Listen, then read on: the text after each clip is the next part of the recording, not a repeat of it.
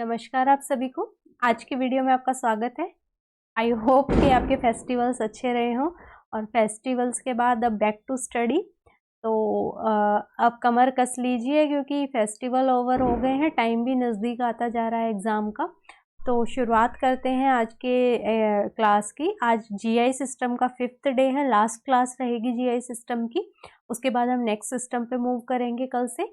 तो जो बच्चे नए जुड़ रहे हैं वो पिछले वे सिस्टम्स जो 3 सिस्टम्स कंप्लीट हो चुके हैं, ये ऑलमोस्ट आज चौथा कंप्लीट हो जाएगा।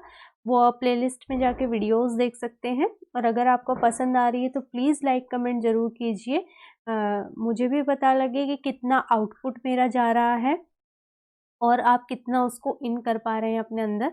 और जो है अगर चैनल नहीं सब्सक्राइब किया है तो उसको सब्सक्राइब कर सकते हैं फॉर मोर वीडियोस।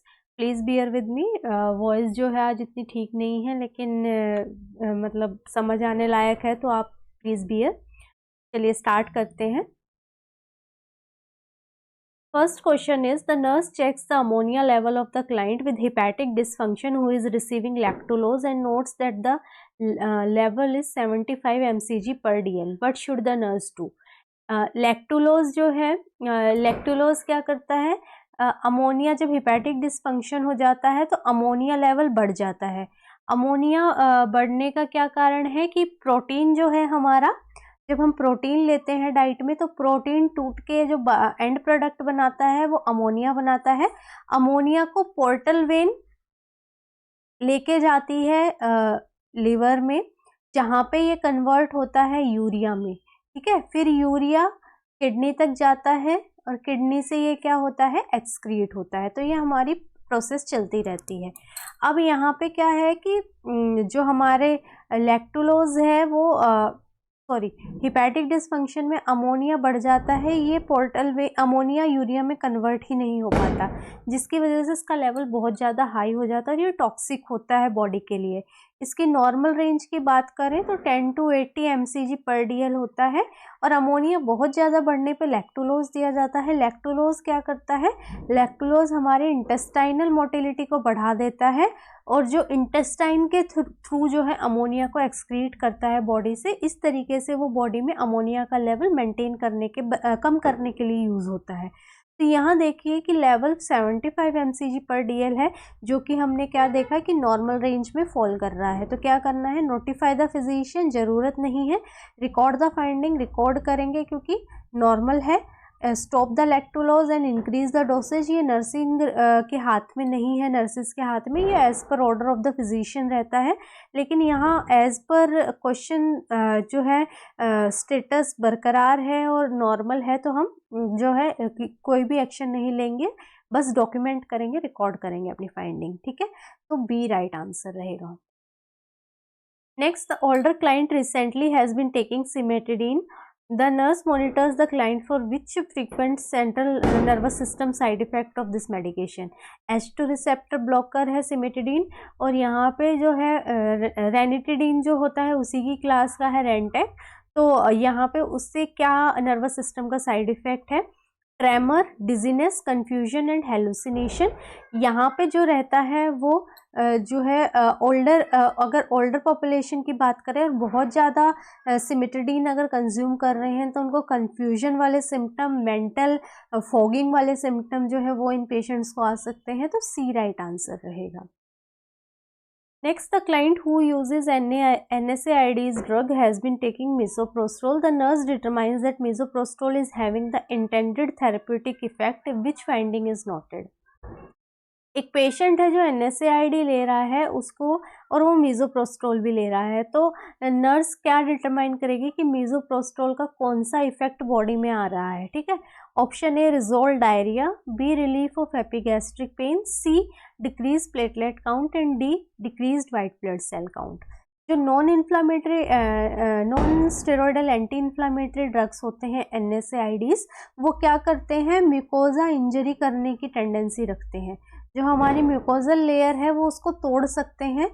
तो अगर ज़्यादा हम कंज्यूम करते हैं तो म्यूकोजा को रप्चर करते हैं। वहीं मीज़ोप्रोस्टोल क्या करता है, म्यूकोजल बैरियर का काम करता है, म्यूकोजा को एक बैरियर प्रोवाइड करता है उसको। अगर ये म्यूकोजा है और यहाँ पर टूट रखा है तो मीज़ोप्रोस्टोल एक लेयर उसके ऊपर बना लेता है और एक बैरियर की तरह एक्ट करता है ताकि गैस्ट्रिक म्यूकोसा जो है वो बच सके और उसको जो है प्रॉपरली कोटिंग कर देता है। तो इस तरीके से वो गैस्ट्रिक म्यूकोजा को रिपेयर करने में और उसको ब्रेकेज से प्रिवेंट करने में हेल्प करता है। तो यहाँ पे कह रहा है कि मीज़ोप्रोस्टोल से क्या होगा, तो यहाँ अगर म्यूकोजा टूट रहा है जीआई सिस्टम का तो ये क्या है, एपिगैस्ट्रिक पेन पेशेंट को होगा। और अगर वो पेशेंट एपिगैस्ट्रिक पेन की कंप्लेंट कर रहा होगा और मीज़ोप्रोस्टोल लेने से उसका क्या होगा, इफेक्ट आएगा, तो रिलीफ ऑफ एपिगैस्ट्रिक पेन, इस रीजन की वजह से यहाँ पे करेक्ट आंसर होगा B. Next, the client has been taking omeprazole for 4 weeks. The ambulatory care nurse evaluates that the client is receiving the optimal intended effect of the medication if the client report absence of which symptom.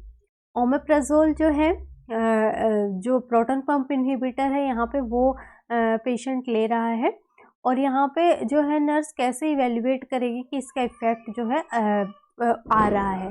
तो ये जो है जब gastric acidity जो है बढ़ जाती है तब ये ड्रग्स जो है कंज्यूम करते हैं। तो जब ये क्या इफ़ेक्ट होगा, उसको रिलीव करना ही इसका इफ़ेक्ट होगा। तो डायरिया के लिए ये यूज़ नहीं होती, हार्ट बर्न के लिए यूज़ होती है। जो पायरोसिस जिसको बोलते हैं हार्ट बर्न, उसको रिलीव करने में इसका हेल्प होगा। तब हम बोलेंगे कि इस मेडिकेशन का इफ़ेक्ट जो है आ गया है। फ्लैटुलेंस एंड कॉन्स्टिपेशन में ये इफेक्ट नहीं करती है, ये सिर्फ जीआई इरिटेशन को रिड्यूस करने में हेल्प करती है। और हार्ट बर्न के केस में ही यहाँ पे क्या हो रहा है, जीआई इरिटेशन हो रही है। Next, a client with peptic ulcer is diagnosed with Helicobacter pylori infection. जो पेप्टिक अल्सर होते हैं उनका मोस्टली पॉजिटिव एजेंट होता है हेलिकोबैक्टर और एच पाइलोरी, और इसके लिए जो है मेडिकेशन दी जाती है clarithromycin, esomeprazole and amoxicillin. Which statement by the client indicate the best understanding of the medication regimen? जब पेप्टिक अल्सर्स होते हैं तो थ्री मेडिकेशन रेजाइम दी जाती है, वो यहाँ पे आप देख रहे हो, क्लैरिथ्रोमाइसिन, अमोक्सिसिलिन एंड एक जो है एक इसमें एंटासिड रहता है। तो यहाँ पे ये क्या है, देखिए ये क्लैरिथ्रोमाइसिन भी एंटीबायोटिक है, ये भी एंटीबायोटिक है। एंटीबायोटिक का क्या काम होता है, किल करना बैक्टीरिया। तो यहाँ अब पढ़ते हैं option A, my ulcer will heal because these medication will kill the bacteria. B, these medication are only taken when I have pain from my ulcer. C, the medication will kill the bacteria and stop the acid production. And D, these medication will coat the ulcer and decrease the acid production. अब antibiotic का काम किल करना है और esomeprazole का काम जो है वो क्या करना है, एसिड प्रोडक्शन को रोकना है। तो यहाँ तीसरा ऑप्शन होगा, क्योंकि तीनों दवाइयों के अगर हम काम देखेंगे तो पूरा जो कंटेन कर रहा है ऑप्शन 3 कंटेन कर रहा है। अल्सर हील नहीं होंगे, यहाँ बैक्टीरिया तो मर जाएगा, ठीक है, लेकिन दूसरा इफेक्ट भी है यहाँ पे एंटासिड का, वो इस ऑप्शन में नहीं है, इसलिए ये नहीं होगा। पेन पे नहीं, ये पूरा कोर्स करना होता है, ठीक है, और ये कोट नहीं करती हैं अल्सर। वर्क जो है इनका वो सी ऑप्शन है, इस तरीके से काम करती है। तो यहाँ बाकी ऑप्शंस गलत होंगे, C is the right answer. Next, the nurse has given instruction to the client who has just been prescribed cholestyramine. Which statement by the client indicates a need for further instruction? यहाँ पे कह रहा है कि किस चीज़ को जो है फर्दर इंस्ट्रक्शन की ज़रूरत है। Option A, I will continue taking vitamin supplement, this medication will help to lower my cholesterol. C, this medication should only be taken with water. D, a high fibre diet is important while taking this medication. अब देखो ये medication जो है vitamin की absorption को भी slow down करती है, इसीलिए डाइटरी विटामिन्स का लगातार लेना बहुत ज़रूरी है। तो ये स्टेटमेंट ठीक है, ये ऑप्शन नहीं होगा। यहाँ हमें गलत स्टेटमेंट को चूज़ करना है, नीड फॉर फर्दर इंस्ट्रक्शन की बात है, तो यहाँ ए स्टेटमेंट इज़ राइट, इसलिए हम चूज़ नहीं करेंगे। This medication help lower my cholesterol, yes ये मेडिकेशन कोलेस्ट्रॉल को लोअर करने में हेल्प करती है, प्लस ये बाइल एसिड सिक्वेस्ट्रेंट भी होती है कि बाइल एसिड को भी रिमूव करने में हेल्प करती है, तो दो तरीके से काम करती है। This medication should only be taken with water. ये गलत स्टेटमेंट है, इसको जनरली जो है जूस वगैरह के साथ जनरली प्रिस्क्राइब किया जाता है जीआई इरिटेशन को रिड्यूस करने के लिए। तो सी इज़ द रॉन्ग स्टेटमेंट। और high fibre diet is important while taking this medication. Yes, fibrous diet is recommended. तो सी राइट जवाब है यहाँ पे, क्योंकि हमें गलत स्टेटमेंट को चूज करना है। Next, a client who was in motor vehicle accident has a fractured mandible. Surgery has been performed to immobilize the injury by wiring the jaw. In the post operative period the nurse should। ये एक mandible fracture का patient है और अभी जो है immobilise किया गया है वायर से जॉ को। तो यहाँ पे कौन सा पोस्ट ऑपरेटिव फेज में सबसे ज़्यादा ज़रूरी है? Prevent nausea and vomiting, B. Maintain patent airways, C. Provide frequent oral hygiene, and D. Establish the way for the client to communicate। यहाँ पे सबसे ज़्यादा एयरवे की ज़रूरत है कि एयरवे पेटेंट होना चाहिए, क्योंकि मैंडिबल फ्रैक्चर है तो हमारा जो है थोरेसिक की इन्वॉल्वमेंट हो सकती है। उस चीज़ को ध्यान में रखते हुए patency of the airway is very much important. तो यहाँ पे बी राइट आंसर रहेगा कि पेटेंट एयरवे मेंटेन। बाकी सारे ऑप्शंस आप पढ़ के देखेंगे तो सबसे ज़्यादा आपको जरूरी यहाँ पे यही ऑप्शन लगेगा, B is the right answer है। Next, the client is admitted to the hospital after vomiting bright red blood and diagnosed with bleeding duodenal ulcer. The client develops a sudden sharp pain in the mid-epigastric region along with the rigid board-like abdomen. These clinical manifestation most likely indicate। अगर ulcer होता है तो ulcer क्या कर सकता है? Perforate कर सकता है, और अल्सर के परफोरेट करने के यही साइन होते हैं कि एकदम से एपिगैस्ट्रिक पेन होगा पेशेंट को और पेट जो है ऐसा तख्ते जैसा हो जाएगा, बोर्ड लाइक एब्डोमेन हो जाएगा। तो ये साइन अगर आते हैं तो आप क्या सस्पेक्ट करेंगे? आप सस्पेक्ट करेंगे कि जो है पेरिटोनाइटिस है और उस चीज़ के लिए जो परफोरेशन हो गई है, परफोरेशन होने से जो है इन्फेक्शन कोज कर रहा है, तो वो इमीडिएटली आपको नोटिफाई करना है फिजिशियन को। तो यहाँ देखिए option A intestinal obstruction has developed. Intestinal obstruction के साइन नहीं है ये, एडिशनल अल्सर्स के भी ये साइन नहीं है, और एडिशनल अल्सर्स हम ऐसे बाहर से नहीं बता सकते हैं। Oesophagus has been inflamed, no ulcer has perforated. ये जो बोर्ड लाइक एब्डोमेन जहाँ पे आ गया ना, ये परफोरेटेड अल्सर का साइन होता है। तो यहाँ डी राइट आंसर रहेगा, परफोरेटेड अल्सर हो गए हैं और नोटिफाई करना है फिजिशियन को। Next is the nurse is caring for a client who has gastroscopy. Gastroscopy मतलब कि मुंह से जो है स्कोप डाला गया है स्टमक का विजुअलाइज करने के लिए। Which of the following sign and symptom में indicate client is developing a complication related to the procedure. इनमें से कौन कौन से ऑप्शन है जो कि कॉम्प्लिकेशंस को बता रहे हैं? The client has sore throat. Sore throat is a normal finding, it is not a complication, तो ये नहीं होगा। Client has a temperature of 100 degree, ये है कि कोई इन्फेक्शन या इन्फ्लेमेशन हो गई है, वो इंडिकेट कर रहा है। Appears drowsy following the procedure. Following the procedure client का ड्राउजी होना नॉर्मल चीज़ है due to the anaesthesia effect जो कि हमने ड्यूरिंग द प्रोसीजर पेशेंट को दिया होता है, या मसल रिलैक्सन जो दिया होता है, तो slightly drowsiness is expected, slight drowsiness, ठीक है। Then next, the client has epigastric pain. Epigastric pain होना गलत बात है क्योंकि ये इंडिकेट कर रहा है कोई इंजरी हो गई है। Then the client experience haematemesis. Sputum में ब्लड आना जो है वो भी एक रॉन्ग फाइंडिंग है। तो B, D and E are the complication following gastroscopy which should be notified. Next, after a subtotal gastrectomy, the care of the client's nasogastric tube and drainage system include which of the following nursing intervention? एक patient है जिसको gastrectomy हुई है, stomach का कुछ part जो है remove कर दिया गया है और अभी उसको एनजी ट्यूब डाली है और ड्रेनेज सिस्टम है, तो कौन सी इसमें से नर्सिंग इंटरवेंशन रहेगी? Option A, irrigate the tube with 30 ml sterile water every hour if needed. ये जनरली स्टेराइल वाटर नहीं, नॉर्मल सलाइन से इरीगेट करते हैं, और इरीगेशन का जो है वो ऑर्डर्ड होता है, ऐसा नहीं है कि जब ज़रूरत है हमने कर दिया उसको। Reposition the tube if it is not draining well. Reposition करना नर्सिस का काम नहीं है, डॉक्टर्स रिस्पॉन्सिबिलिटी है। Monitor the client for nausea, vomiting and abdominal distension. Then turn the machine to high suction if drainage is sluggish. Suction को भी regulate करना है, कितना प्रेशर रखना है वो सारा फिजिशियन के ऑर्डर पे है। हम अपने आप से सक्शन को घटा नहीं बढ़ा नहीं सकते हैं। यहाँ पे पेशेंट को एब्डोमिनल डिस्टेंशन, नोजिया, वोमिटिंग के लिए करना है, ये देखने के लिए कि कोई कॉम्प्लिकेशन तो नहीं डेवलप हो रही है, फॉलोइंग प्रोसीजर कोई इन्फ्लामेशन तो नहीं हो गई है, कोई इन्फेक्शन के साइन तो नहीं आ रहे हैं, कोई वहाँ पे ऑब्स्ट्रक्शन तो नहीं कॉज हो गई है। तो ये नोजिया, वोमिटिंग और एब्डोमिनल डिस्टेंशन इन चीज़ को शो करेगा, जो कि हमें ध्यान रखने हैं और नोटिफाई करने हैं। तो सी राइट आंसर रहेगा। Next, the client is scheduled to have upper GI tract series of X-rays. Following the X-ray, the nurse should instruct the client to. Upper GI tract series है, मतलब barium पिलाया गया है और उसके बाद जो है एक्सरेज लिए गए हैं। तो अब बेरियम को बॉडी से निकालना जरूरी है, क्योंकि बेरियम क्या है, कॉन्स्टिपेशन कॉज कर सकता है और hardening of the intestine cause कर सकता है। तो उस वजह से बेरियम को बॉडी में रिटेन नहीं रहना है, बेरियम को निकालना है। तो ये देखिए, take a laxative following clear liquid diet, administer enema and take an antiemetic. यहाँ पे लैक्सेटिव देते हैं। लैक्सेटिव देने का यही पर्पज़ है कि अच्छे से जो है बेरियम जो भी स्टिक हो गया है वो अच्छे से बॉडी से रिमूव हो जाए, क्योंकि मैंने बता दिया बेरियम क्या कॉम्प्लिकेशन कॉज कर सकता है। तो ए राइट आंसर रहेगा। Next, bethanechol has been ordered for the client with GERD. The nurse should assess the client for which of the following adverse effect.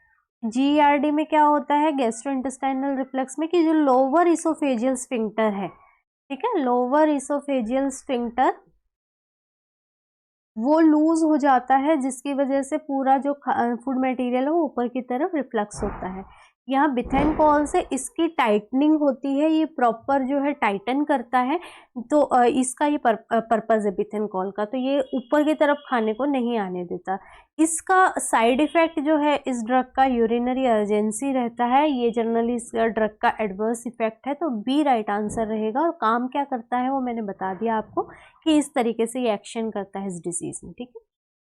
Next, Which of the following hospitalized client is at risk of developing parotitis? Parotitis यहाँ पे parotid gland है, उनकी inflammation को बोलते हैं। तो ये कह रहा है कौन सा ऐसा पेशेंट है जिनको पैरोटाइटिस हो सकता है। Option A, 50-year-old client with nausea and vomiting who is on nothing by mouth status. A 75-year-old client with diabetes who has ill-fitting dentures. 80-year-old client who has poor oral hygiene and dehydrated. A 65-year-old client with lung cancer who has a feeding tube in place. अब देखिए, कहने के लिए इन सारी conditions में parotitis हो सकता है। जहाँ पे भी ओरल कैविटी इन्वॉल्व है, जहाँ पे भी रिस्क ऑफ इन्फेक्शन है, वहाँ पैरोटाइटिस होने के चांसेस हैं। लेकिन सबसे ज़्यादा एज पर एज जो है ये 80-year-old क्लाइंट में सब इनकी इम्यूनिटी भी डाउन होती है, और poor oral hygiene can always lead to parotitis. तो यहाँ पे ड्यूअल फैक्टर प्रेजेंट होने के कारण advanced age plus poor oral hygiene और डिहाइड्रेशन तीनों पैरोटाइटिस कोज कर सकते हैं। तो यहाँ सी राइट आंसर रहेगा। बाकी सब में भी पैरोटाइटिस हो सकता है, लेकिन यहाँ पे पूछा गया है सबसे ज़्यादा रिस्क किसको है, तो वो 80-year-old क्लाइंट को है, सी। Next, a client with colon cancer is having a barium enema. The nurse should instruct the client to take which of the following after the procedure is completed. वही barium enema लिया गया है, तो after barium enema क्या करना है, क्या लेना है। अभी हमने बेरियम मील का भी देखा था कि बेरियम मील में हमने क्या दिया था, और यहाँ बेरियम अनीमा दे रहे हैं। तो किसी भी सूरत में बेरियम जो है वो बॉडी में रिटेन नहीं रहना चाहिए, उसको निकालना है। और निकालेगा कौन, लैक्सेटिव निकालेंगे। तो हमें लैक्सेटिव देना है ताकि वो एक्सक्रीट हो जाए और वो कॉन्स्टिपेशन या इंटेस्टाइनल हार्डनिंग वगैरह ना कॉज कर सके। तो ए राइट आंसर रहेगा। Next, which of the following would be an expected outcome for the client who is recovering from abdominal perineal resection with colostomy? The client will. कौन सा expected outcome होगा जब patient recover कर रहा है abdominal perineal resection with colostomy? इसमें क्या क्या होता है इस प्रोसीजर में, कि जो हमारा डिस्टल कॉलॉन है वो प्लस हमारा रेक्टम प्लस कुछ पार्ट ऑफ एनल स्फिंक्टर, इनको रिमूव कर दिया जाता है पूरा, और जो उससे पीछे का पार्ट है उसको परमानेंट कोलोस्टमी के तौर पे बाहर निकाल दिया जाता है। तो ये प्रोसीजर होता है जब ये कैंसरस वगैरह वाली कंडीशन में, जहाँ पे इन सारे पार्ट्स को रिमूव करना पड़ रहा है और परमानेंट कोलोस्टमी पेशेंट को बना दी गई है, वहाँ पे उस प्रोसीजर को बोलते हैं एब्डोमिनल पेरिनियल रिसेक्शन। तो यहाँ कह रहा है इसमें से एक्सपेक्टेड आउटकम क्या होगा। Option A, maintain a fluid intake of 3000 ml per day. B, eliminate fibre from the diet. C, limit physical activity to light exercises. Then D, accept that sexual activity will be diminished. ऐसा नहीं है colostomy से sexual activity पे कोई फ़र्क पड़ेगा, तो ये नहीं रहेगा। फिजिकल एक्टिविटी आप अपनी एज सच कर सकते हैं, ये भी नहीं होगा। देन फाइबर को एलिमिनेट करने की नहीं, फाइबर को इंक्लूड करने की ज़रूरत है ताकि कॉन्स्टिपेशन ना कॉज हो। यहाँ पे फ्लूइड इनटेक जो है प्रॉपर मेंटेन करना इज़ द एक्सपेक्टेड आउटकम, ताकि डिहाइड्रेशन ना हो, कॉन्स्टिपेशन वगैरह ना हो, और जो कोलोस्टमी की फंक्शनिंग हो वो वेल फंक्शनिंग कोलोस्टमी हो। तो ए राइट आंसर रहेगा। Next, which position would be best for the client in early post-operative period after the hemorrhoidectomy? हेमरॉइडेक्टमी, हिमरॉइड्स को रिमूव किया गया है, तो कैसी पोजीशन देंगे जहाँ पे सूचर्स पे क्या ना पड़े, प्रेशर ना पड़े। ठीक है, तो सूचर्स पे प्रेशर ना पड़े, हम वो पोजीशन देंगे। और वो इनमें से कौन सी पोजीशन है? High Fowler. हाई फाउलर में भी पेशेंट को बैठना पड़ेगा, सूचर लाइन पे, सर्जिकल लाइन पे क्या होगा, प्रेशर पड़ेगा, तो ये नहीं होगा। सुपाइन में भी सीधा लेटेगा तो प्रेशर होगा, ये नहीं होगा। साइड लाइन पोजीशन देंगे जहाँ पे जो एनल एरिया है, रेक्टम एरिया है, वहाँ पे प्रेशर ना पड़े। ठीक है, ट्रेनेलेनबर्ग में भी प्रेशर आएगा, तो सी राइट आंसर होगा। Next, the nurse instruct the client who has had a hemorrhoidectomy not to use sitz bath until at least 12 hours post-operatively to avoid inducing which of the following complication. हेमरॉइडेक्टमी हुआ है और patient को बोला है 12 घंटे तक कम से कम सिट्स बाथ नहीं लेना है। सिट्स बाथ क्या होता है? एक टब होता है पानी का जिसमें हम KMNO4 पोटेशियम परमैंगनेट सॉल्यूशन डाल देते हैं और उसमें पेशेंट को बिठा देते हैं। ये जनरली रेक्टम सर्जरी हो रखी होती है या आफ्टर बेबी बर्थ जो सूचर लाइन है उसको क्लीनलीनेस देने के लिए, उसको अर्ली रिकवरी के लिए यूज़ करते हैं। तो यहाँ पे हेमरॉइडेक्टमी के बाद भी सिट्स बाथ किया जाता है, लेकिन डॉक्टर बोलते हैं कि इतनी जल्दी शुरू नहीं करना है। क्यों? Option A, haemorrhage. B, rectal spasm. C, urinary retention. And D, constipation. यहाँ हेमरेज होने के चांसेस होते हैं क्योंकि हीट क्या कर सकती है, हीट क्या करेगी, वेजोडाइलेशन कॉज करेगी, और ऑलरेडी वहाँ पे सर्जरी जो एनल एरिया में होता है वहाँ बहुत ही सेंसिटिव एरिया होता है, कैपिलरीज भी स्मॉल होती हैं, तो वेजोडाइलेशन होने से वो दोबारा रप्चर कर सकती है और हेमरेज में रिजल्ट कर सकती है। इसीलिए हीट एप्लीकेशन इतनी जल्दी वहाँ पे सूचर साइट पे नहीं देना है, तो ए राइट आंसर रहेगा। Next, which goal for the client care should take priority during the first days of hospitalization for an exacerbation of ulcerative colitis? Ulcerative colitis है, ठीक है। अल्सरेटिव कोलाइटिस आपको पता है कि कॉलोन में क्या हो गया, कॉलोन की इन्वॉल्वमेंट हो गया है, अल्सर्स फॉर्मेशन हो गए हैं और इन्फ्लामेशन होने के इन्फ्लेम्ड जो है कॉलोन रिजल्ट करती है अल्सरेटिव कोलाइटिस में। जनरली जो है distal part of the colon rectum से स्टार्ट होकर ऊपर कॉलोन की तरफ ये बढ़ता है।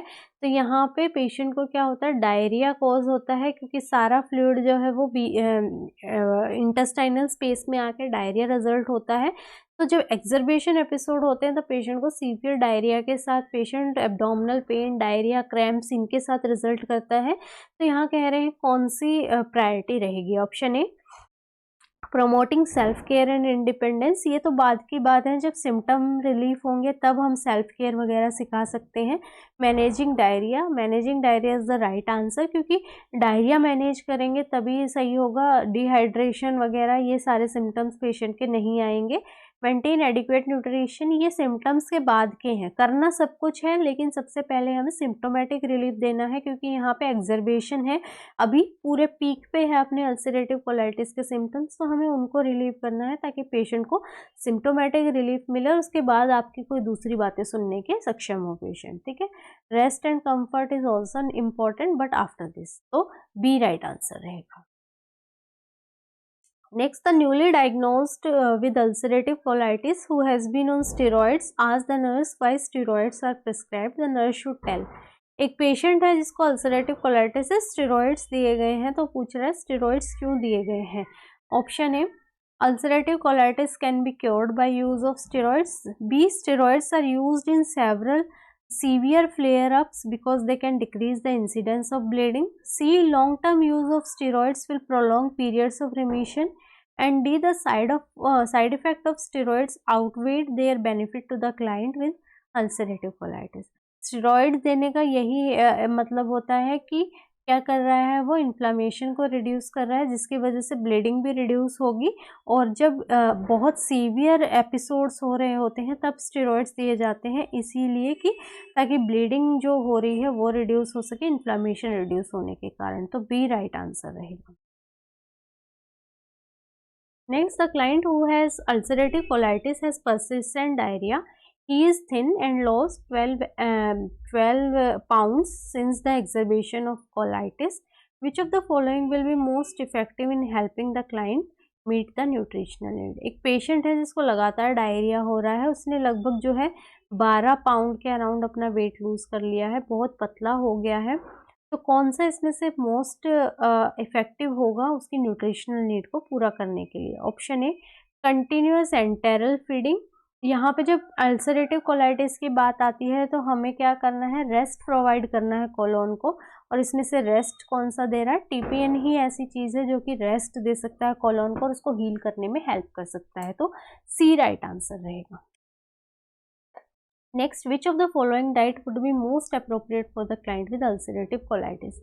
अल्सरेटिव कोलाइटिस है तो हाई प्रोटीन डाइट देंगे। हाई प्रोटीन डाइट क्या करती है? प्रोटीन हील करने के काम आता है और यहाँ हीलिंग की बहुत ज़्यादा ज़रूरत है, तो हाई प्रोटीन और लो रेजिड्यू डाइट देंगे। लो रेजिड्यू मैंने बताया था आपको, क्योंकि वो क्या कर सकता है, फाइबर जो थोड़ा हार्ड होता है उनको इरिटेट कर सकता है, तो एक्सर्वेशन के टाइम पे हम लो रेजिड्यू डाइट पेशेंट को देते हैं। बी राइट आंसर रहेगा। हाई प्रोटीन हील करने के लिए, लो रेजिड्यू उसको उस चीज़ से बचाने के लिए। हाई कैलोरी भी इसमें रहता है, हाई प्रोटीन, हाई कैलोरी, लो रेजिड्यू डाइट, तो बी राइट आंसर है।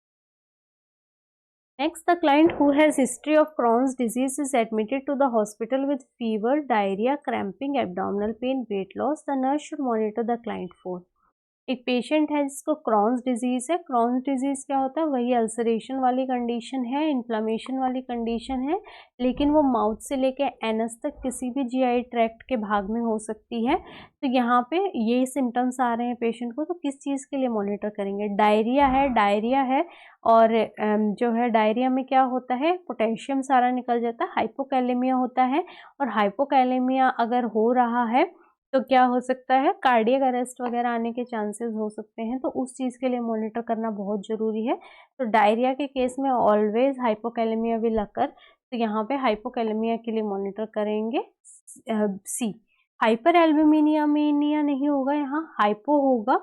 थ्रोम्बोसाइटोपेनिया एंड हाइपरकैल्सीमिया भी यहाँ नहीं कॉज होगा, और थ्रोम्बोसाइटोपेनिया जो है वो हो सकता है, लेकिन वो इतना सीवियर नहीं होता जितना कि हाइपोकैलेमिया रहता है, तो सी राइट आंसर रहेगा। Next, after insertion of nasoenteric tube the nurse should place the client in which position? Nasoenteric tube है, नोज से जो है इंटेस्टाइन में ट्यूब डाली गई है, तो कौन सी पोजीशन में पेशेंट को रखना है? Supine, right side lying, semi Fowler and upright in a bed side chair. यहाँ पे जो है अगर मैं ये स्टमक की बात करूँ तो स्टमक जो है हमारा लेफ़्ट साइड रहता है, तो ये जो स्फिंक्टर है यहाँ से ट्यूब की प्लेसमेंट जो है प्रॉपर एक पोजीशनिंग मेंटेन हो जाए, ताकि वो ट्यूब जो है एडवांस हो यहाँ से यहाँ तक, ऐसी पोजीशन देंगे। तो ये पोजीशन रहेगी राइट साइड लाइन, कि जब राइट साइड में पेशेंट लेटेगा तो जो ये उसका लेफ़्ट साइड है स्टमक वाला, ये ऊपर की तरफ होगा, ये दबेगा नहीं कहीं से। तो जब वो ट्यूब की जो प्लेसमेंट है वो प्रॉपर नोज से लेके इंटेस्टाइन तक कहीं ऑब्स्ट्रक्शन नहीं हो रही है, कुछ नहीं हो रही है, तो इस तरीके की पोजीशन पेशेंट को देंगे, B right side lying. Next, the client with an intestinal obstruction continues to have acute pain even though the nasogastric tube is patent and draining. What action by the nurse would be appropriate. एक patient है जिसको intestinal obstruction है और acute pain हो रहा है, चाहे nasogastric tube patent है और ड्रेन भी कर रही है, तो कौन सा एक्शन जो है अप्रोप्रिएट रहेगा? Option A, reassure the client that nasoenteric tube is functioning. B, assess the client for rigid abdomen. C, administer an opioid as ordered. And D, reposition the client on left side. जब tube जो है drain कर रही है और patent भी है, तो हमें और असेसमेंट करना है कि कहीं जो है इंटेस्टाइनल ऑब्स्ट्रक्शन जो है वो रप्चर ना कर गई हो और अब पेरिटोनाइटिस ना हो गया हो। तो रिजिड एब्डोमेन के लिए हमें मॉनिटर करना है, रीअश्योर करना है, लेकिन अपनी पूरी जांच पड़ताल करके तो ये नहीं होगा। और बाकी कुछ नहीं है, यहाँ पहले असेसमेंट करना है कि कारण क्या है, उसके बाद ही हमें फर्दर प्रोसीड करना है। तो बी राइट आंसर रहेगा। Next, the nurse is teaching the client how to care for her ileostomy. The client asks the nurse how long she can wear her pouch before changing it. The nurse should respond. इलियोस्टमी क्या है कि ilium को काट के बाहर निकाल दिया गया है और इलियोस्टमी से जो स्टूल होता है वो लिक्विड ही रहता है पूरा, क्योंकि जो हमारा सॉलिडिफिकेशन ऑफ द स्टूल होता है वो लार्ज इंटेस्टाइन में होता है, वहीं हमारा वाटर एब्जॉर्ब होता है और ये स्टूल तो लार्ज इंटेस्टाइन तक पहुंचा ही नहीं है, इलियम से ही बाहर निकल रहा है, तो पूरा का पूरा लिक्विड पानी जो है वो निकलता है। तो यहाँ पे जो पाउच पहनाते हैं ना, वो पाउच जनरली पेशेंट धो के रीयूज कर सकते हैं। रीयूज अप टू 1 वीक हम बोलते हैं कि पेशेंट को रीयूज कर ले, until and unless it is leaking. अगर पाउच लीक कर रहा है तो आपको as soon as pouch is leaking it should be changed. अगर वो नहीं कर रहा है तो up to 1 week it can be washed and reused. तो यहाँ पे changed only when it leaks, then you can wear the pouch for up to for about 4 to 7 days। ये रहेगा कि आप 4 से 7 दिन तक पाउच वियर कर सकते हैं। You should change the pouch every time before bed time. ऐसा नहीं है, क्योंकि कॉस्टली होता है, हमें कॉस्ट इफेक्टिव देखना है, पेशेंट का भी स्टेटस देखना है, तो उस हिसाब से हम 7 दिन तक सलाह देते हैं कि आप रख सकते हैं। It depend on your activity level and your diet, it depends. But यहाँ पे हमने कहा है कि कब हम उसको चेंज कर सकती है, तो हमें उसकी यहाँ पे सलाह देनी है कि 4 to 7 days। Next, the client is scheduled for ileostomy. Which of the following intervention would be most helpful in preparing the client psychologically for the surgery? एक पेशेंट है जिसको इलियोस्टमी परफॉर्म होने जा रही है, तो साइकोलॉजिकली उसको कौन सी इंटरवेंशन हेल्प कर रही है प्रिपेयर करने में? Option A, include family members in the pre operative teaching. B, encourage the client to ask the question about managing an ileostomy. C, provide a brief thorough explanation of pre-operative and post-operative procedure and invite a member of ostomy association to visit the client। अब यहाँ पे आप pause करके मुझे सोच के बताइए कि कौन सा ऑप्शन सही होगा। साइकोलॉजिकली प्रिपेयर करना है पेशेंट को, ठीक है, तो यहाँ पे हम कहेंगे उसको सारी explanation, pre operative post operative explanation patient को प्रोसीजर की होनी चाहिए, तभी उसकी एंजाइटी एले होगी, कम होगी। और एनकरेज कर सकते हैं पेशेंट को क्वेश्चंस पूछने के लिए, लेकिन वो बाद में, पहले हम उसको एक्सप्लेन कर दें पूरा, ताकि उसको पता हो कि उसे पूछना क्या है। उसके बाद जो है पेशेंट को भी एनकरेज करना है कि क्वेश्चंस पूछ के अपनी एंजाइटी को कम कर ले, अपने डाउट्स को क्लियर कर ले। लेकिन पहल जो है वो हमसे होनी चाहिए, हमें उसको प्रिपेयर करना है, तो हमें एक रिटन कंसेंट लेना है, उससे पहले हमें उसको सारी इन्फॉर्मेशन देनी है। तो सी राइट आंसर रहेगा। बाकी फैमिली मेम्बर्स को भी इंक्लूड करना है, पेशेंट को भी बोलना है कि आप क्वेश्चंस पूछिए, ठीक है, और मेंबर ऑफ ऑस्टमी एसोसिएशन को भी हम इनवाइट कर सकते हैं, लेकिन यहाँ सबसे महत्वपूर्ण रहेगा प्रोसीजर की जानकारी होना पेशेंट को। सी। Next, the client has returned to the medical surgical unit after having an surgery to create the ileostomy. Which goal has the highest priority? एक पेशेंट है जो कि मेडिकल सर्जिकल यूनिट में आया है इलियोस्टमी के बाद, तो कौन सी इसमें हाईएस्ट प्रायोरिटी का गोल है? Option A, provide relief from the constipation. B, assist the client with self-care activity. C, maintain fluid and electrolyte imbalance. And D, minimizing order formation। सारी ही चीज़ इलियोस्टमी में करनी है, लेकिन सबसे पहले क्या करना है, फ्लूइड एंड इलेक्ट्रोलाइट बैलेंस बरकरार रखना है, क्योंकि मैंने बताया पूरा का पूरा फ्लूइड बॉडी से निकल जाता है, फ्लूइड के साथ इलेक्ट्रोलाइट्स भी जाएंगे, तो हमें क्या करना है, उस चीज़ का ध्यान रखना है। तो सी राइट आंसर रहेगा।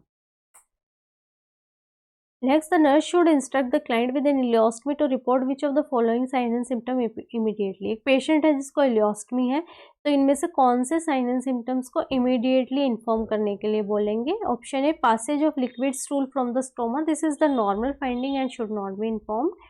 Occasional presence of undigested food. Occasional presence is normal, कि कभी कभी अनडाइजेस्टेड फूड जो है इलियोस्टमी से आ रहा है. Then absence of drainage from the ileostomy for 6 or more hours. ये गलत बात है, क्योंकि इलियोस्टमी से तो कंटिन्यू ड्रेन करता है और 6 घंटे बहुत लंबा टाइम हो जाता है. ये होना शो कर रहा है कि इंटेस्टाइनल ऑब्स्ट्रक्शन है, इसको रूल आउट करना है. तो ये रहेगा. Temperature of 99.8 is not that much high, तो यहाँ सी राइट आंसर रहेगा. Next, the client with a well managed ileostomy calls the nurse to report the sudden onset of abdominal cramp, vomiting and watery discharge from the ileostomy. The nurse should. एक patient है जिसको इलियोस्टमी ठीक ठाक चल रही थी, उसको एकदम से एब्डोमिनल क्रैम्प हो रहे हैं, वॉमिटिंग हो रही है, वाटरी डिस्चार्ज हो रहा है फ्रॉम द इलियोस्टमी. तो इसमें से क्या करना है? Option A, tell the client to take an antiemetic. Encourage the client to increase fluid intake. Instruct the client to take 30 ml of milk of magnesia. And D, advise the client to notify the physician. ये जो symptoms हो रहे हैं ना, ये show कर रहे हैं इंटेस्टाइनल ऑब्स्ट्रक्शन. और ये इंटेस्टाइनल ऑब्स्ट्रक्शन अगर हो रही है तो क्या करना है? फिजिशियन को इन्फॉर्म करना है. एंटीएमेटिक ले सकते हैं जब तक कि फिजिशियन नहीं आ रहा है, लेकिन सबसे पहले फिजिशियन को इन्फॉर्म करना है. और फ्लूइड या कुछ भी एनपीओ हो जाना है, नील पर ओरल हो जाना है, क्योंकि सर्जरी के लिए प्रोसीड करना पड़ सकता है. प्लस इंटेस्टाइनल ऑब्स्ट्रक्शन अगर है तो वो और ज़्यादा वर्सन हो सकती है अगर हम कुछ भी खा रहे हैं तो ये ऑप्शन नहीं होंगे. ठीक है, एंटीएमेटिक ले सकते हैं, लेकिन सबसे पहले फिजिशियन को इन्फॉर्म करना है. तो डी राइट आंसर रहेगा. Next, TPN is ordered for the client with Crohn's disease. Which of the following indicate TPN solution is having an intended outcome?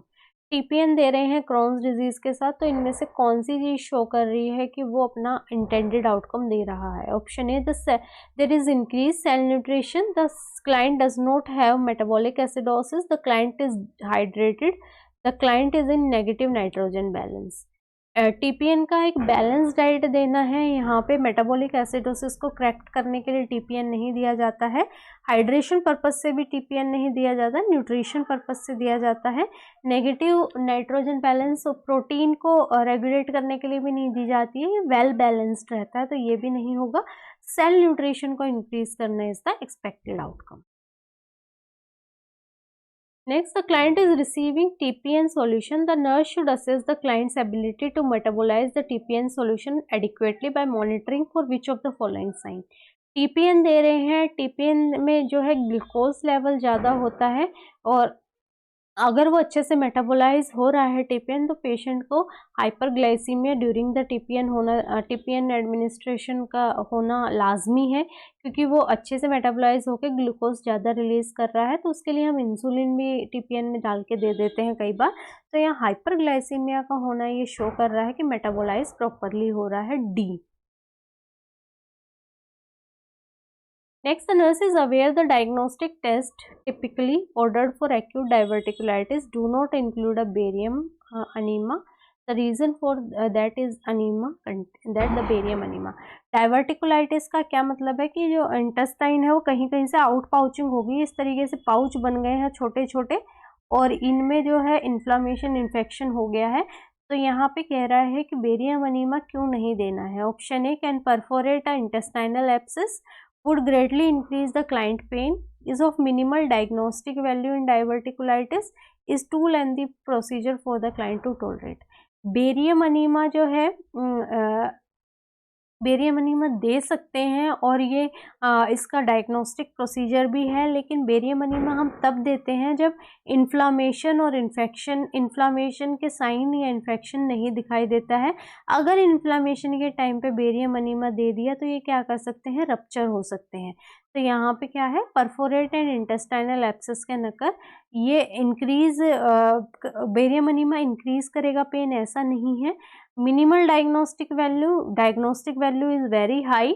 ये इसके डायग्नोसिस में यूज़ भी होता है, लेकिन मैंने बता दिया कब इसको हम यूज़ करते हैं। ये इतना लेंदी प्रोसीजर नहीं होता कि पेशेंट टॉलरेट ना कर सके, तो ए राइट आंसर रहेगा।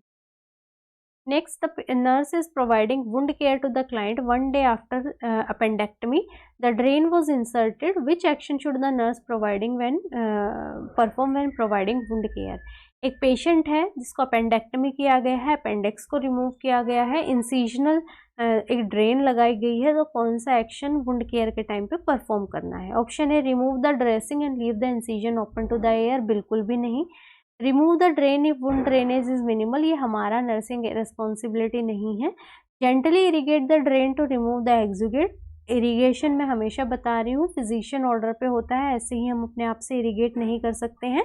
Clean the area around the drain moving from away from the drain, इस तरीके से सर्कुलर मोशन में बाहर की तरफ क्लीन करते हुए आना है, ताकि इन्फेक्शन जो है वो बाहर का अंदर की तरफ ना जाए, बल्कि अंदर का बाहर की तरफ आता चला जाए।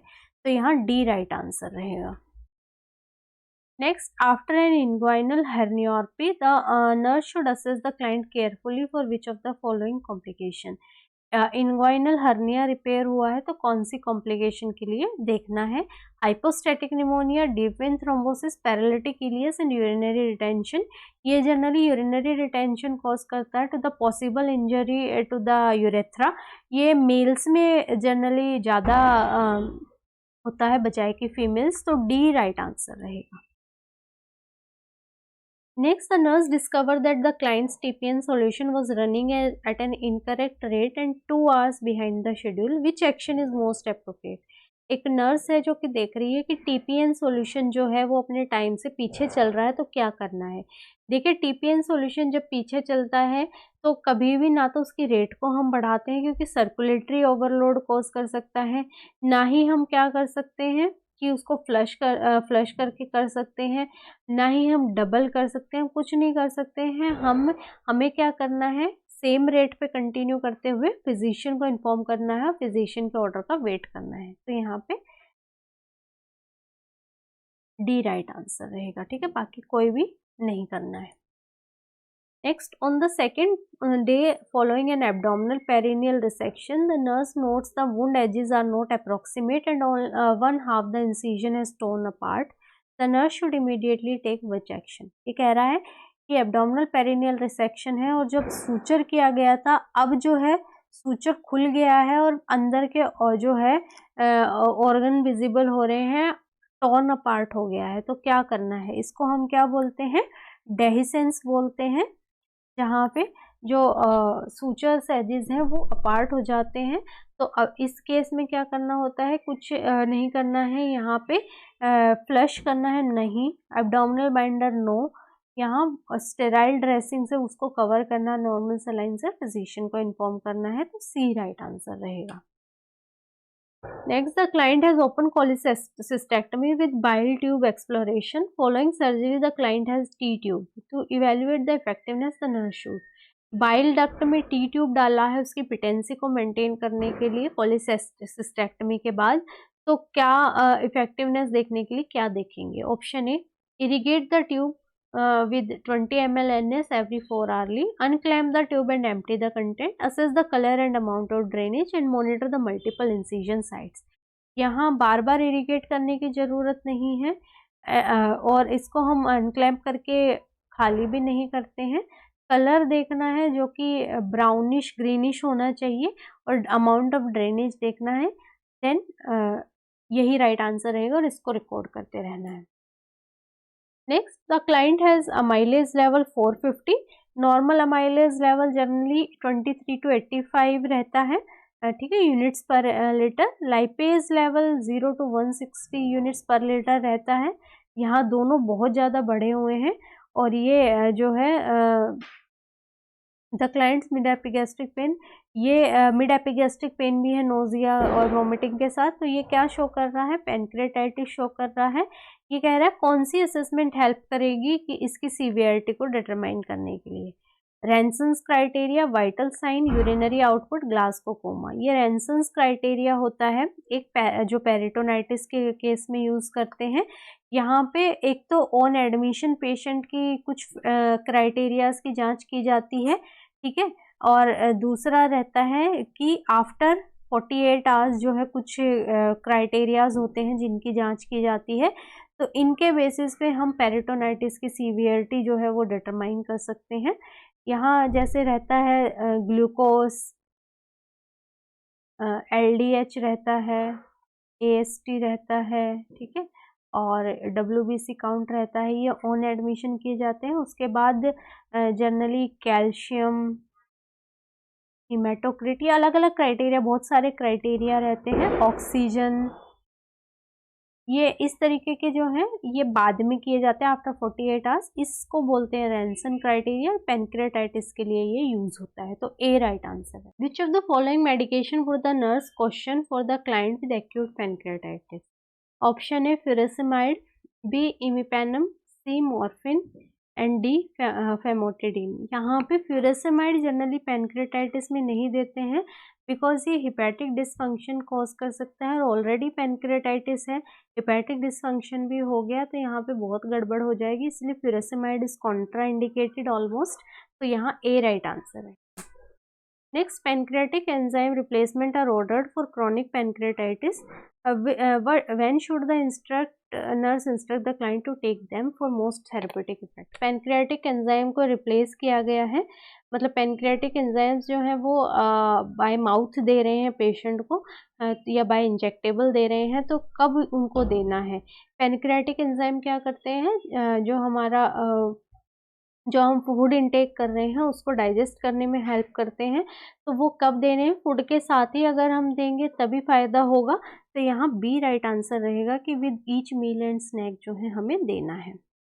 This was all about for today. I hope आपको समझ में आया हो। अगर समझ में आया है तो आप लाइक कमेंट जरूर कीजिएगा। चैनल नहीं सब्सक्राइब किया है तो सब्सक्राइब कर सकते हैं। Thank you.